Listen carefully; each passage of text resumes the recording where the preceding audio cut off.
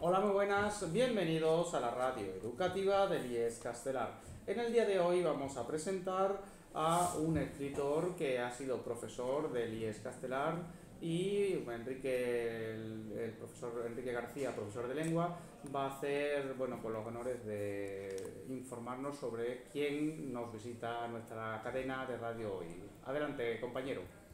Pues nada menos que don Antonio María Castaño, catedrático de Lengua y Literatura Española y durante muchos años profesor aquí en nuestro Instituto Castelar, jubilado el año pasado y con una trayectoria muy sólida de publicaciones, centrada sobre todo en el asunto de la onomástica y la toponimia, y que ahora parece haber cambiado de registro sin dejar, por supuesto, el lenguaje asunto primordial de sus preocupaciones y desvelos. Acaba de publicar ahora un interesantísimo libro con el título Por un lenguaje igualitario, que lleva el subtítulo de Sexismo y paridad en las lenguas romances. Un tema de absoluta importancia en el candelero actual por las implicaciones que ello lleva. Es un placer tenerlo aquí y tratar de indagar cuáles han sido las causas de la escritura de este libro. ¿Qué se ha propuesto al escribir el libro? Eh, Buenas tardes, buenos días. Buenos días. Lo que me he propuesto es, en principio, intentar que se reflexione sobre la lengua que utilizamos, por qué la utilizamos de una manera y por qué no nos damos cuenta de que la manera en la que utilizamos en algunos aspectos es injusta para con la mitad de la sociedad, es decir, con las mujeres, ya que es una lengua en la que los hombres tienen el protagonismo y las mujeres quedan muchas veces relegadas a un segundo plano. ¿Y esto del lenguaje igualitario o inclusivo, como también se llama, ocurre solo en España? No, los intentos para que el lenguaje que se utiliza habitualmente sea un lenguaje igualitario, yo prefiero igualitario a inclusivo porque igualitario implica dos grupos que tienen los mismos derechos, mientras que inclusivo parece que significa que hay un grupo que permite al otro que sea como ellos. Entonces igualitario me parece mejor o paritario. Esto es una idea, la idea de que el lenguaje no era justo ni era igualitario, nació en los años 70 con el inglés. Y a partir del inglés, donde se hicieron cambios, por ejemplo, antes se decía siempre he, se permitía para referirse a hombres y mujeres en plural, y ahora siempre se dice he o she, o incluso se dice they. Y después del inglés pasó al francés, pasó a otras lenguas romances, que son las que estudio en el libro, porque son las que son más semejantes a la nuestra: italiano, portugués, el francés, como ya he dicho, y el español. Pero es algo muy, muy general. ¿Y por qué su uso se vincula a movimientos feministas o a grupos políticamente de izquierdas? Bueno, el grupo feminista, porque realmente las víctimas de, por decirlo así, de un lenguaje no igualitario son las mujeres, que son las que llevan las de perder, son las que están mm, nombradas de una manera subsidiaria o no nombradas o ocultas.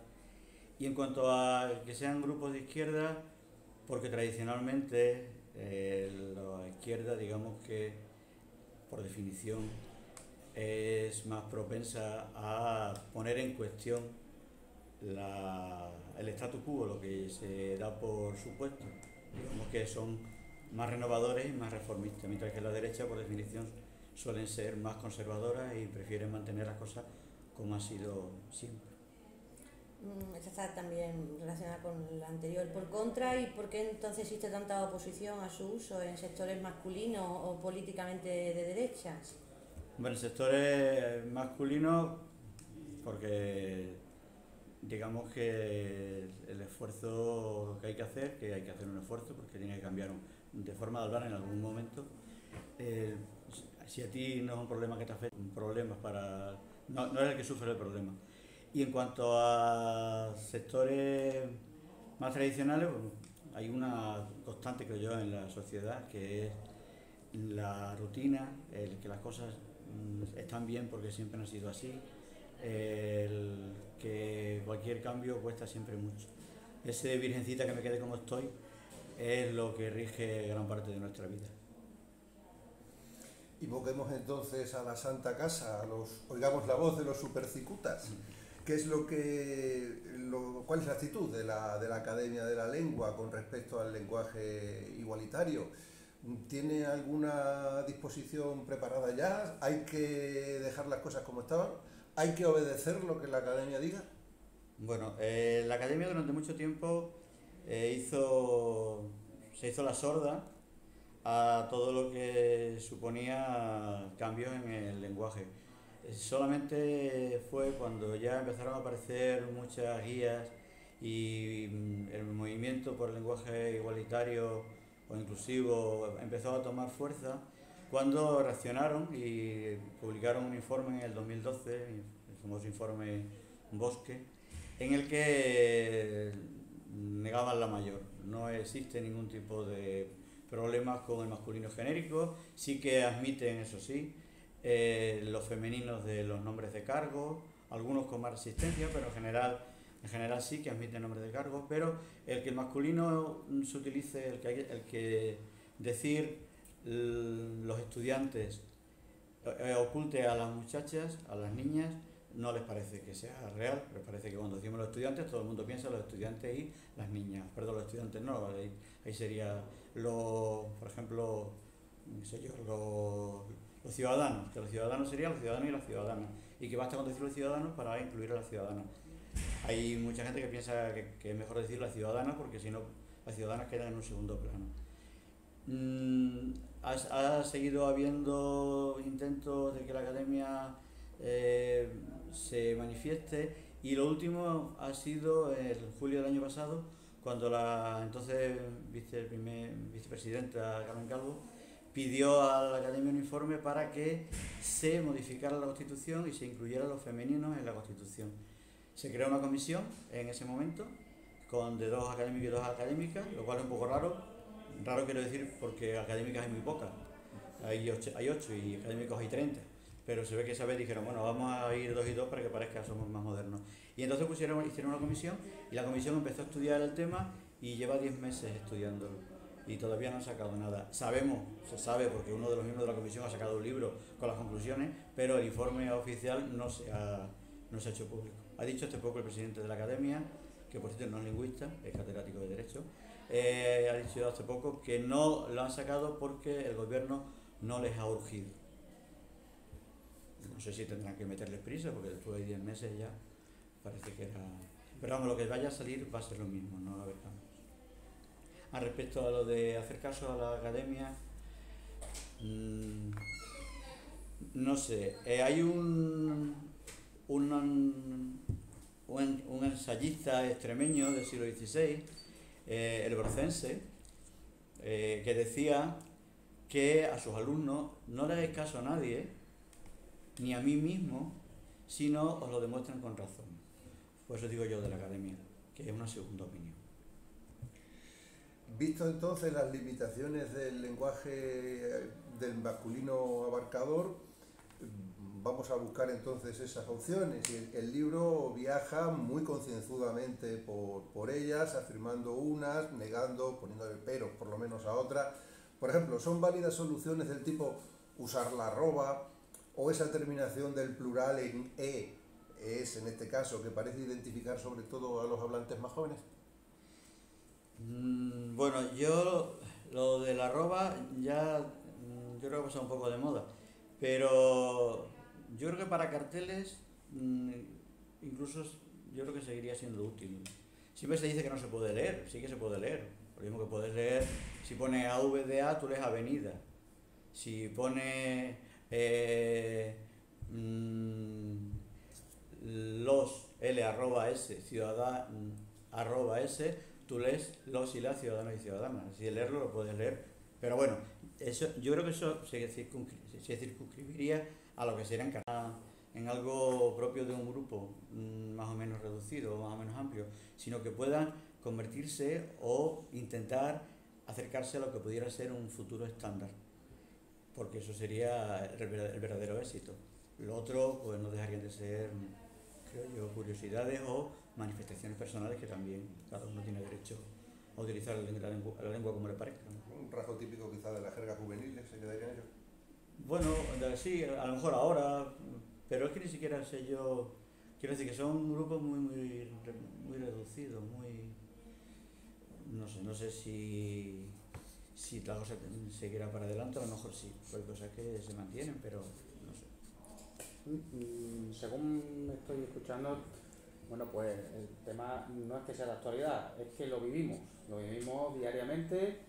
En un centro educativo creo que es importantísimo el que se pueda explicar y ver que la lengua está viva, se está creando, se está modificando, la sociedad se está adaptando y en ese caso la Real Academia y entidades, incluso profesionales como vosotros, tratáis de darle una normativa, algo, una legalidad, algo para que, bueno, pues nos podamos expresar y entender correctamente. Yo creo que entender nos entendemos, como pasa con los idiomas, que entender te entiende, pero luego hay que tenerlo claro, machacarlo, la gramática, la ortografía. Los alumnos que tenemos no le dan tanta importancia, creo yo, hoy en día a la forma de expresarse. Ellos con entenderse ya creo que tienen suficiente, dicen ellos algunas veces. Y bueno, mi pregunta simplemente es eso. Esta normativa sabemos que es lenta, tarda, tal. ¿Podemos hacer algo desde un centro? ¿Orientarles o no sé? No sé, bueno, es que realmente no es estrictamente ninguna normativa, es decir, se trata de que hay una serie de... que la lengua, como tú bien has dicho, está en continua evolución. La lengua es un ser vivo y que va cambiando movida por muchos impulsos. Unos impulsos que son, pues, cómo habla una serie de personas, a las que se les imita, en otros casos, cómo hay grupos que plantean la necesidad de que se hable de una manera o de que se reconozca una característica, en el que en este caso son grupos feministas y que han estado ocultos. Entonces yo creo que lo primero es plantearse que las cosas no tienen por qué ser siempre iguales, es decir, que la lengua puede cambiar, que eso que se dice alguna vez, en mi pueblo dicen una palabra que no existe. ¿Cómo no va a existir? Se le dicen en tu pueblo, pues porque es una palabra que está connotada como algo rural, y entonces no se considera estándar. Y lo mismo que sucede con eso, sucede con otras muchas cosas. Entonces, yo creo que es simplemente admitir y creer que la lengua puede cambiar, y si consideramos que realmente es cierto que el lenguaje habitual es un lenguaje androcéntrico y consideramos que el lenguaje debe abarcar o debe dejar de ser androcéntrico para ser más igualitario, pues es una opción personal. Es una opción personal, cuando te pones a escribir, pues decir, bueno, pues sobre todo pensar, como dicen los franceses, pensar epiceno, es decir, pensar que cuando tú estás escribiendo que a quien te dirige es un colectivo de mujeres y de hombres, no solamente de hombres. Entonces, creo que, pues eso sería lo que tienes que plantearte. Perdona que te interrumpa, que yo siempre lo oriento a la juventud, a la docencia, a la enseñanza, y creo que ellos esto de el perfil, estamos en el perfil o en el rol de tal, en el rol de cual, creo que sería una solución, ¿no? Ellos aprendan a expresarse, a escribir, a orientarse según el perfil o el rol en el que estén en ese momento. Si ahora estás escribiendo en un documento para clase o para una instancia a algún sitio, alguna institución, o como ellos hablan normalmente. Sí es verdad que los chavales se dejan influenciar mucho por modas, por ideas y tal. Y los adultos. Y los adultos, también es verdad. Y a la hora de las expresiones, las formas y tal, no le dan tanta importancia a esas palabras porque ellos lo han visto, lo oyen, lo dicen, lo tal y cual, pero hay ciertas cosas que el valor de la palabra, desde mi punto de vista, hace más, da más verdad o hace más daño o trata con más respeto a ciertos personas, individuos. Y hay que ponerse más en eso, desde mi punto de vista, ¿no? En la